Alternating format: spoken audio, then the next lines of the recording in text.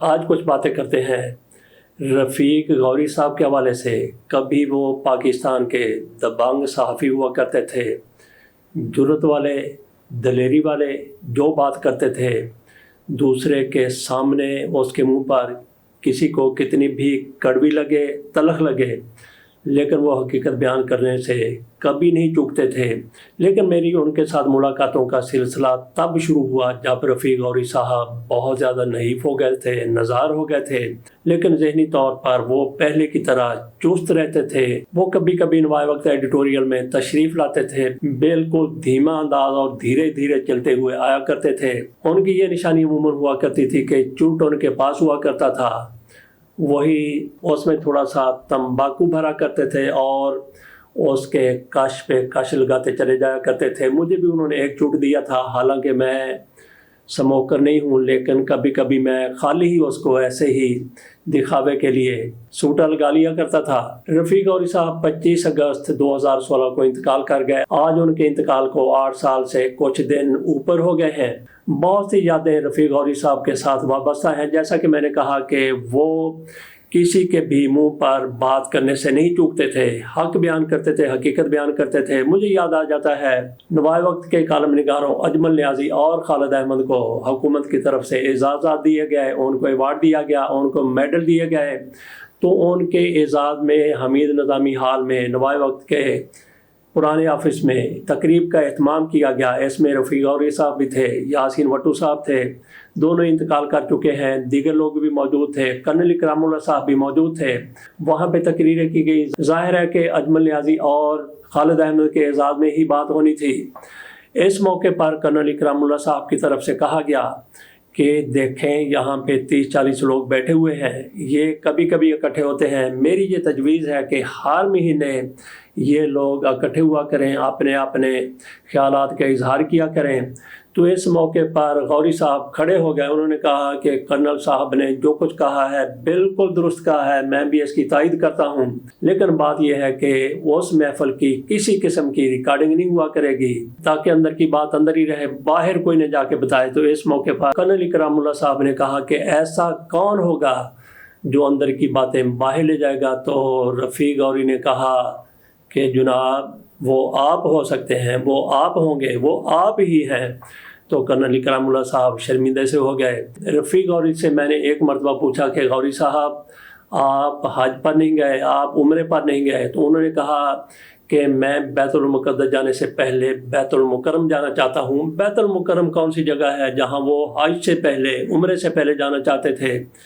یہ ڈھاکہ کی مسجد ہے۔ رفیق غوری صاحب بھی ایک مرتبہ پھر پاکستان کو، دونوں پاکستانوں کو ایک ہوتا دیکھنا چاہتے تھے۔ پہلے میں ڈھاکہ جاؤں گا، بیت المکرم یہ ڈھاکہ میں مسجد ہے، بہت بڑی مسجد ہے، پہلے وہاں جاؤں گا، اس کے بعد میں پھر حج یا عمرے کے لیے جاؤں گا۔ رفیق غوری صاحب کا کاروبار جس طرح سے تباہ کر دیا گیا تھا اس پر بھی بات کرتے ہیں، لیکن پہلے تھوڑی سی بات کر لیتے ہیں کہ رفیق غوری صاحب جب ان کی ایجنسی ڈوب گئی، نیوز ایجنسی ڈوب گئی، کاروبار ان کا تباہ ہو گیا، یہ سارا کچھ ISI کی طرف سے کیا گیا تھا۔ تو رفیق غوری صاحب کے دوستوں کی طرف سے ان کو ملازمت کے لیے کہا گیا، PTV نے ان کو دعوت دی کہ غوری صاحب آپ ہمارے لیے کام کریں۔ تو رفیق غوری صاحب نے کہا کہ ٹھیک ہے، ان کی طرف سے پیشکش کی گئی کہ جناب آپ کی تنخواہ 1.5 لاکھ روپے ہے۔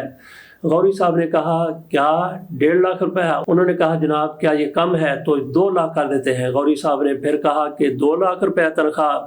انہوں نے کہا جناب آپ کی تنخواہ 2,50,000 روپے ہے۔ تو غوری صاحب نے کہا میری بات تو سن لو۔ انہوں نے کہا جناب بتائیے یہ بھی کم آپ کو نظر آتی ہے؟ تو غوری صاحب نے کہا بھئی مجھے اتنے پیسوں کی ضرورت نہیں ہے، میرا گزارا 30,000 میں ہو سکتا ہے، تو میری تنخواہ 30,000 مقرر کر دی جائے۔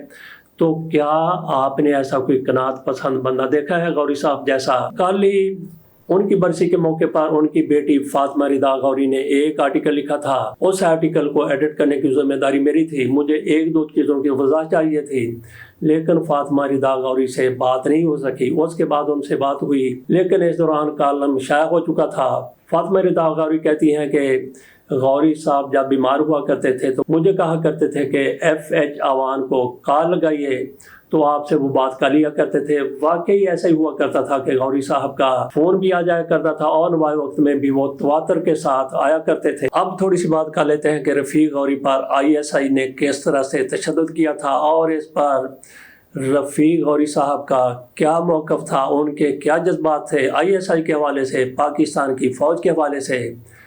تو رفیق غوری عموماً بتایا کرتے تھے کہ فوج نے مجھے اٹھا لیا، فوج کا مطلب کہ ISI نے ان کو اٹھا لیا۔ پرویز مشرف کا دور تھا، یہ اپنی خون نہیں بدلنا چاہتے تھے، جو ان کی فطرت تھی، جو ان کا موقف تھا، جو ان کا سٹانس ہوا کرتا تھا، اسی جرأت کے ساتھ بیان کر دیا کرتے تھے۔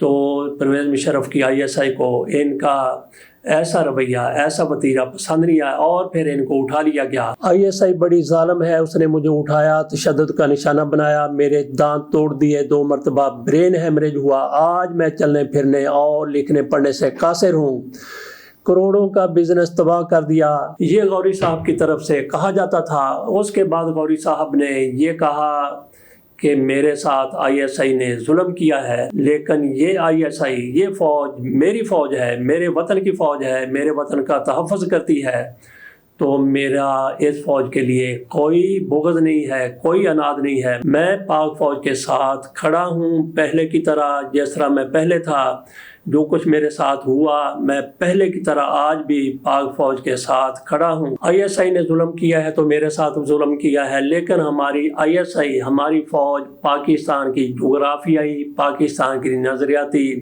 سرحدوں کی حفاظت کر رہی ہے، تو ہم اس کے ساتھ اس لیے کھڑے ہیں۔ ان کے خلاف، پاک فوج کے خلاف جو بھی سازش ہوتی ہے اس کو ناکام بنانے کے لیے ہم کسی بھی حد تک جائیں گے، قلم کے ذریعے، ہاتھ کے ذریعے، زبان کے ذریعے۔